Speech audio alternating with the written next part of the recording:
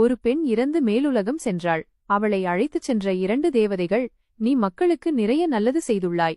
அதனால் யாருக்கும் கிடைக்காத ஒரு வாய்ப்பாக சொர்க்கத்தையும் நரகத்தையும் சுற்றிக் காண்பிக்க கடவுள் எங்களுக்கு உத்தரவிட்டுள்ளார் என்றனர். முதலில் நரகத்திற்குச் சென்றனர். அங்கே ஒரு பெரிய டைனிங் டேபிளில் விதவிதமான உணவுகள் இருந்தும் மக்கள் பசி பசி என்று ஓலமிட்டுக் கொண்டிருந்தனர். இவ்வளவு உணவு இருந்தும் ஏன் இவர்கள் பசியால் அழுகிறார்கள் என்று அந்த பெண் கேட்டாள். இங்குள்ள விதியின்படி இந்த 5 அடி நீளமுள்ள ஸ்பூன்களால் மட்டுமே சாப்பிட வேண்டும் என்றன தேவதைகள். அவ்வளவு பெரிய ஸ்பூனால் எப்படி சாப்பிட முடியும் என அந்த பெண் அதிர்ச்சியடைந்தாள். பிறகு அவளை சொர்க்கத்திற்கு அழைத்துச் சென்றனர். அங்கும் அதே போன்ற டைனிங் டேபிள், அதே உணவுகள், அதே நீளமான ஸ்பூன்கள் இருந்தன.